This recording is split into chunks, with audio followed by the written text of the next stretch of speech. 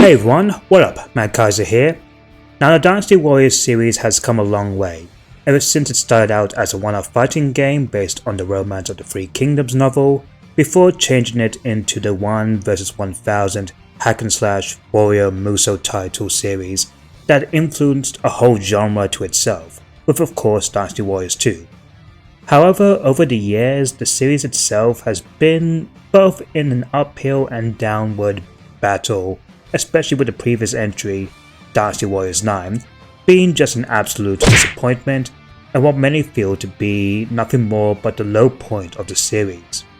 Among also the series itself suffering from things like stagnation, or even with the modern entries just not being on par with the more older and beloved titles. Not helped that since that how long it has been since Dynasty Warriors 9, and so Dynasty Warriors definitely needed a miracle. A game that would help refresh the series and put the series back into a new direction and be relevant again.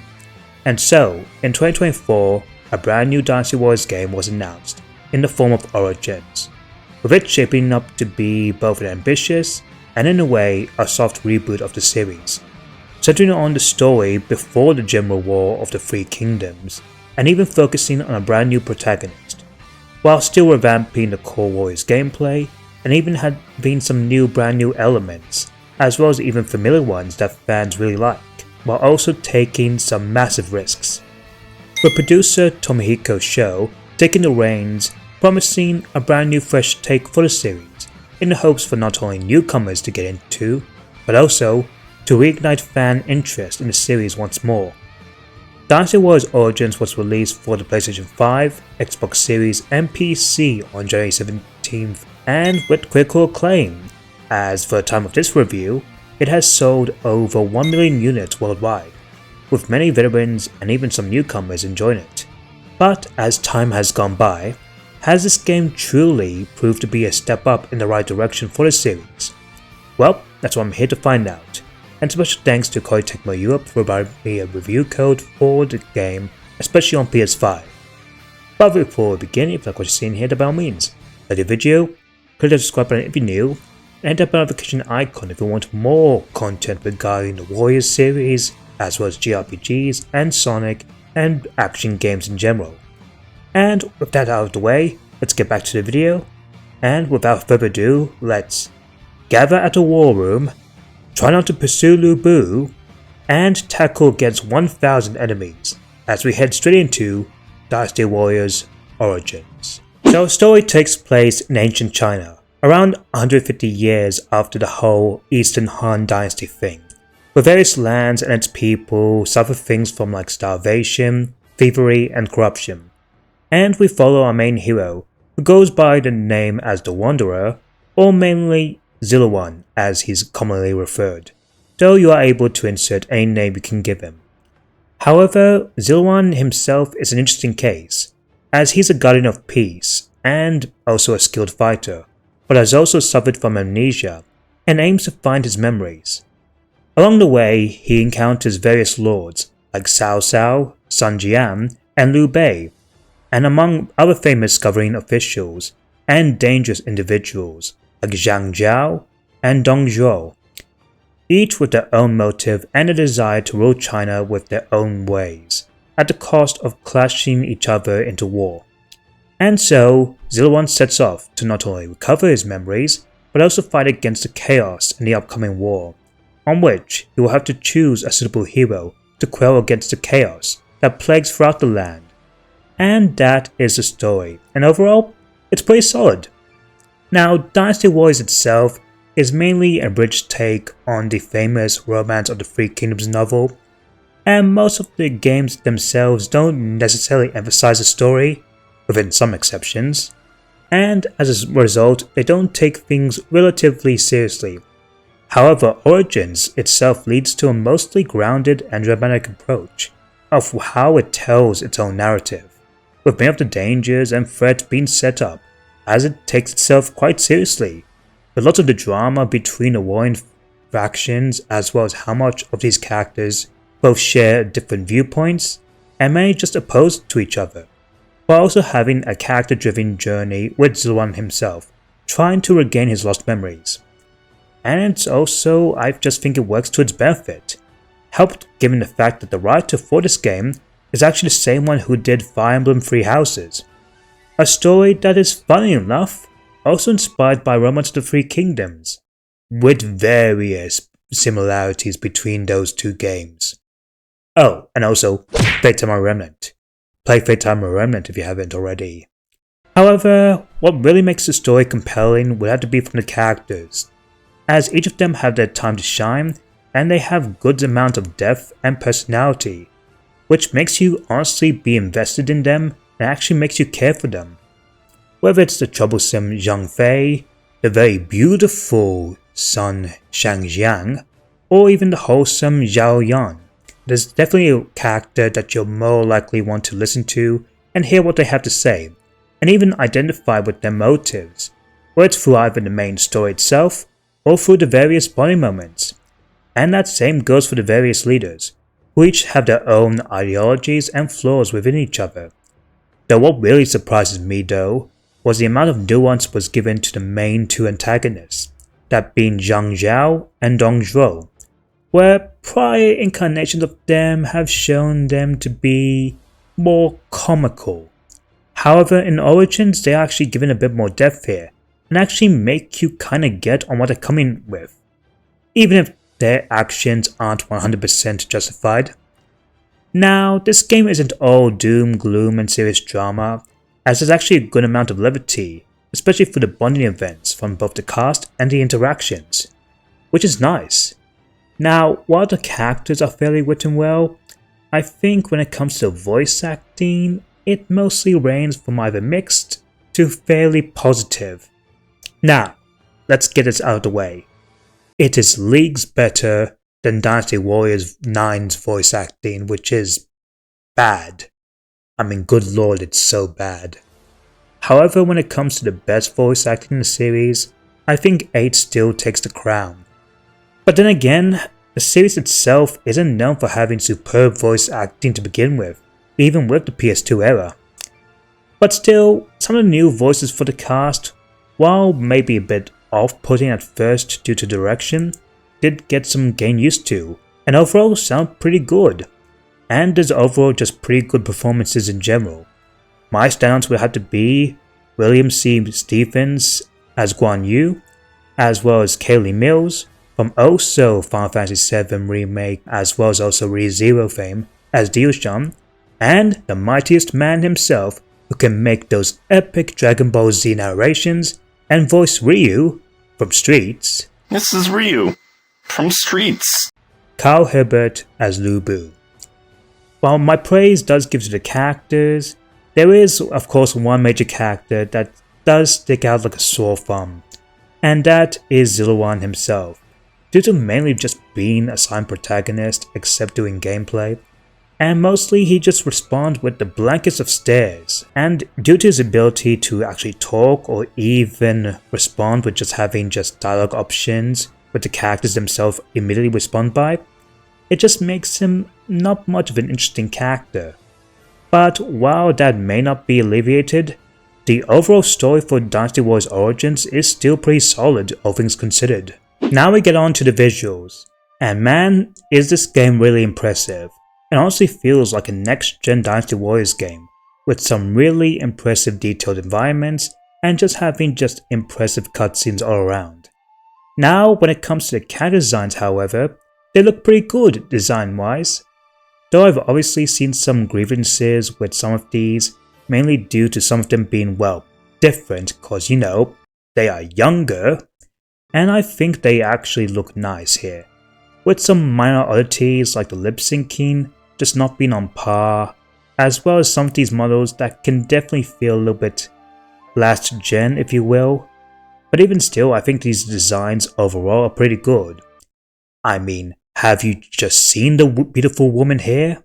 And also the beautiful men as well? Anywho, moving on. Though what's really impressive about this game is how many soldiers are rendered during the battlefield, as Origins has probably the most amount of enemies on screen compared to any other game before it, and makes these battles feel absolutely immersive and grandeur as a result. and what really shows the potential of having, well, 1 vs 1000 enemies, which is the series known for. And what's equally impressive is that this game runs smoothly despite the amount of enemies here, as it never dips below 60 FPS on PS5, doing battles no less, which honestly, that's just impressive. That's actually great here. So, especially for a game that has so much chaotic fluid action, that's honestly impressive coming from Koei Tecmo and Omega Force. Then we move on to the combat.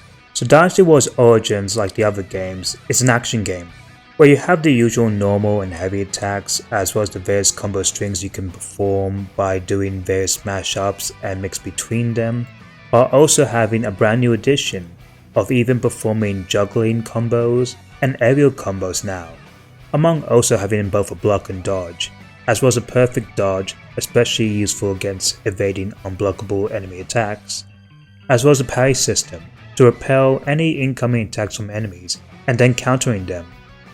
You also have your battle arts, which are basically stronger attacks that each cost their own bravery point, which you gain by doing things like perfect parries, dodges, as well as attacking constantly, and you can even earn more battle arts by doing things like buying them, talking to townsfolk, or even upgrading your weapons. There are also the SP battle arts, which are used to counter enemies that glow orange or attacks that's also unblockable. And then you have the Muso gauge, this bar underneath, which will increase from the damage you perform, and depending on how much you have, you can unleash a powerful Muso attack that can take down a good wave of enemies. However, when the Muso bar is entirely full, you get to go into War God Rage form, where you become invincible for a short period of time, as well as also be able to regenerate your health, and then also perform battle arts at no cost, though it does drain the Muso gauge faster, and at the end, you get to perform one powerful big Muso attack as a strong finisher to take down lots of enemies and perform massive damage. However, later down the line, you also get to unlock Ultimate Muso attack, where just like before at the end of your War God Rage form, you get to even perform a much more powerful Muso attack that can potentially take down 1000 enemies in a single blow. And oh boy, is it satisfying to pull off every single time. There comes a giant fish! Wow! A true warrior of the Three Kingdoms. I wonder sometimes if you are truly human. You are also able to get various weapons up to at least 9 weapon types, after an enemy officer will drop them, and each provide their own unique moveset, as well as battle arts and a level gauge, which will increase the more enemies you kill with this weapon. And when that weapon levels up, you also get new combo moves and battle arts from it, among also the option to buy powerful weapons. In fact, this game leans more heavily to the RPG elements, with things like being able to level up after winning lots of battles, among also having a skill tree that lets you spend skill points to gain new moves, buffs and perks that can help upgrade your character, and also having the option to customize and gain accessories. So really, the build potential for Zero One, with things like having to choose your weapons, as well as acquire battle arts, equipment, and how you want to customize them, is essentially limitless, which is really nice. Also help that you even have a training room to practice your own weapons to see which one fits your playstyle, among also getting various horses to ride upon, and they can each be leveled up after each battle, and they have their own unique perks. Later down the line, you also get the access to your own allies in the form of tactics, and use a system called Eyes of the Sacred Bird, which allows you to choose and command your allies to position themselves to perform what commands you give them, whether it's to fire down arrows against enemies, charge at them, or even shield yourself from enemies. There are even vantage points in the map which can help you use certain tactics and when to position them. However, you can't be able to use them willy-nilly, as they have a cooldown system. Think of this tactic system similar to, say, the gambits from Fire Emblem Three Houses. Huh. I'm starting to notice some similarities between that and this game. It's almost like Koei Tecmo was involved in this game. Coincidence? I think not! It's overall a really cool system and actually fits well with being a commander, leading against an army, as well as adding a bit more strategy and a new effect to combat. Another addition is the companion system, where later down the line you have the option to pair between a legacy officer, and each of the three kingdoms will provide 3 companions to choose from, as they are your allied party members and they will fight alongside you, each with their own benefits, like doing follow-up attacks after you perform a battle art, extreme Muso attack where both you and your companion have their Muso gauges at least filled halfway to perform a massive wave of damage towards enemies.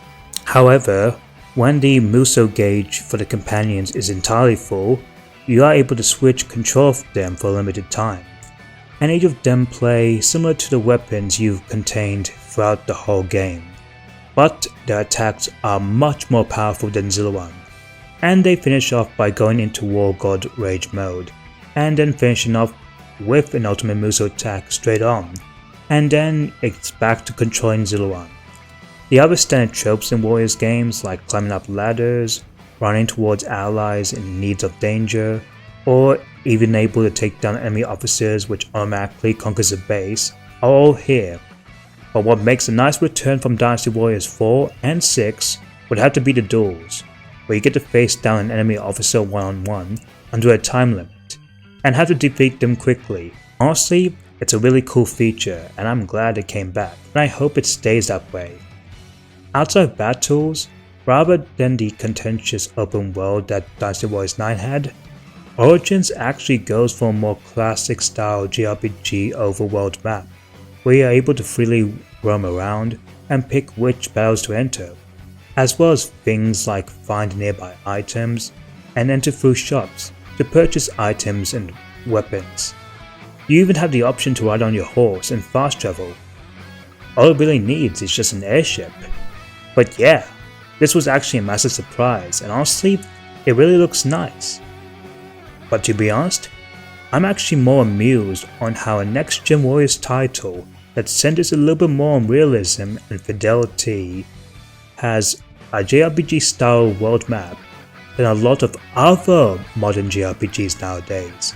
And then we move on to the bosses, and yeah, there's actual bosses here, and they prove to be hard hitting, among also having the mini bosses, which is of course the enemy officers, and they provide also a shield meter that can be depleted by doing attacks and battle arts, and when it's depleted, you are prompted to do a follow-up attack to deal more damage, or if their HP is low, you can provide a finishing move to take them out, among also providing various opens that will give you ample time to combo and actually juggle them.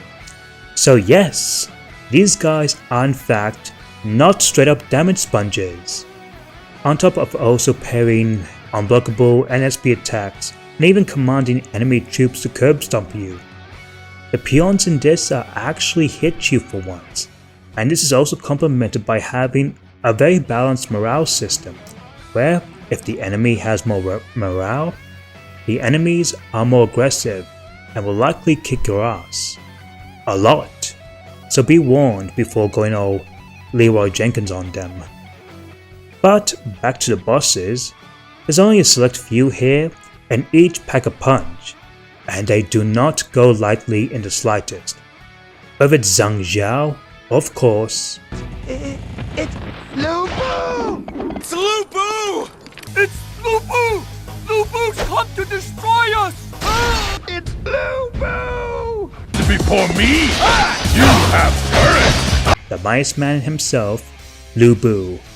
And good lord, did they make this man a menace, just like in the old games. He's an absolute monster with hard-hitting attacks, and you can bet how many times this guy has kicked my ass in both the demo and the full game.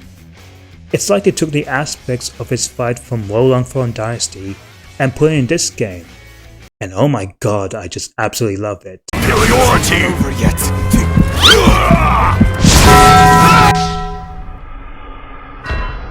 And anyway, back to what I'm saying, but yeah, the combat and overall gameplay is really good, and I think it's some of the best combat, especially in the Warriors title, we had in a long time.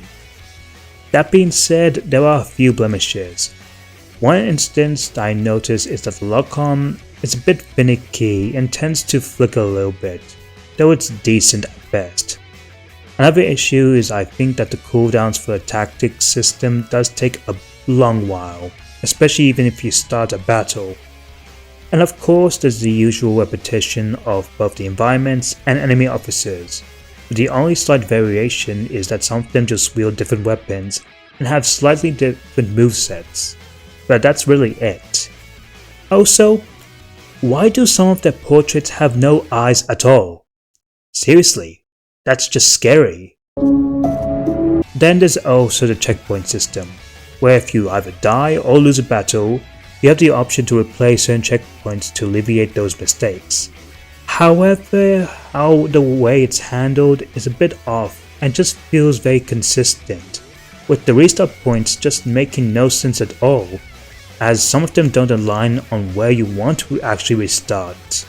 And of course, I think I know what the major issue many of you are expecting and to hear, and it's that the companion system is another issue, where while it's cool to play the legacy officers, as they're much more powerful than Zilliwan in the early game, the sad thing is they're only available for a short period of time, and outside of that and the whole extreme Muso mood thing, they're just there, and they just play very similar to the 9 weapon types you already have, which honestly it's a bit of a shame, but what can you do really?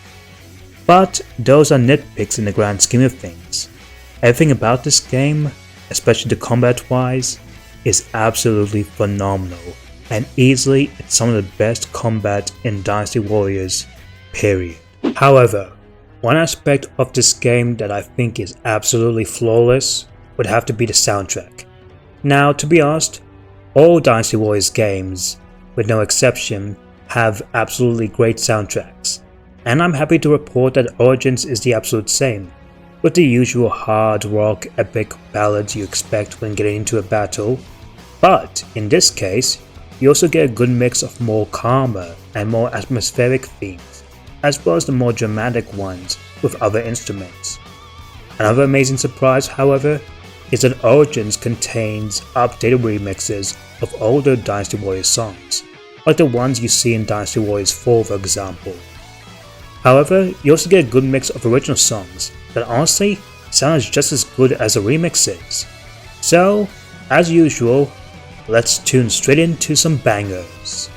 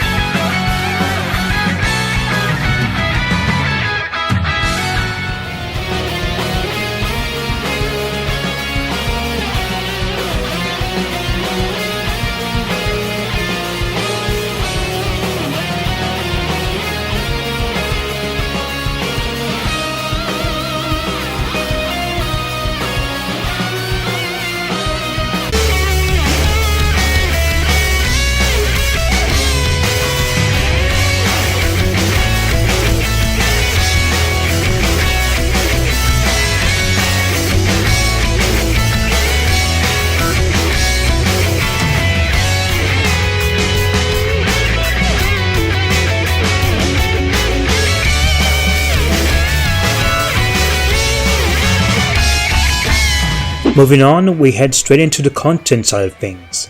Now, Dynasty Warriors Origins is a completely front-loaded game, with lots of things with having like random skirmishes that you can fight in, each with their own different objective, as well as training battles by commanders that will even offer you new tactics as a reward. There's also the bonding events, where you get to spend time with each legacy officer, and a lot of them, both the men and women, are very, very, very into you. Guess you can say that Zilliwan, even if he's just silent, has that riz. Oh, brother, this guy stinks! There's also letters that you can read at your inn, as well as the option to craft new gems. However, the main thing to sell here is that this game has multiple routes, with their own endings based on which faction you get to choose, and what actions you about taking.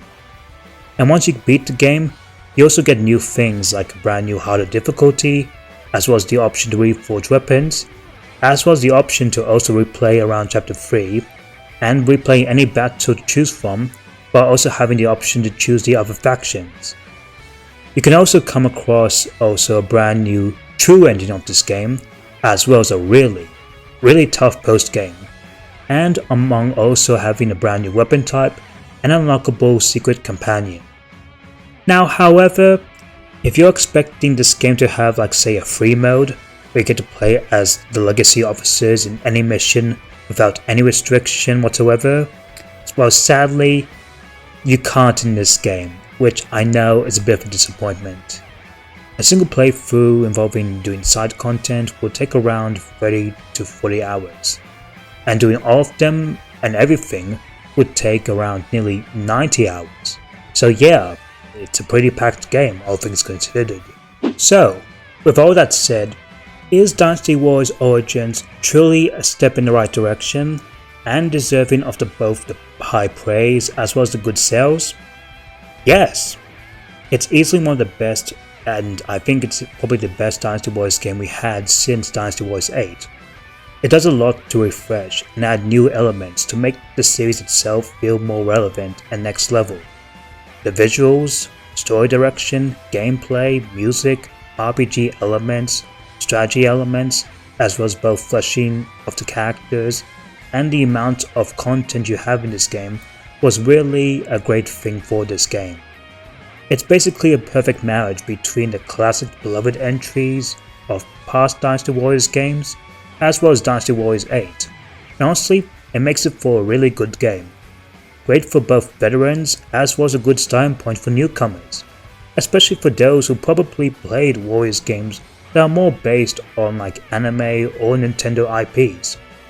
Now sure, this game isn't perfect, and some of the flaws I do have with this game, hopefully they do get addressed in a future Dynasty Warriors game, but I also do hope that Omega Force actually builds upon the foundation that Origins has set upon, taking what worked and improve upon it, for a sequel to Origins, or maybe even Extreme, Legends, or Empire's versions of this game, or hell, maybe even from a brand new Samurai Warriors game. However, needless to say, the Dynasty Warriors Origins has truly made the Warriors series feel like it's made a strong comeback, especially when the fact that we also have a brand new Warriors game not too long ago after Origins release.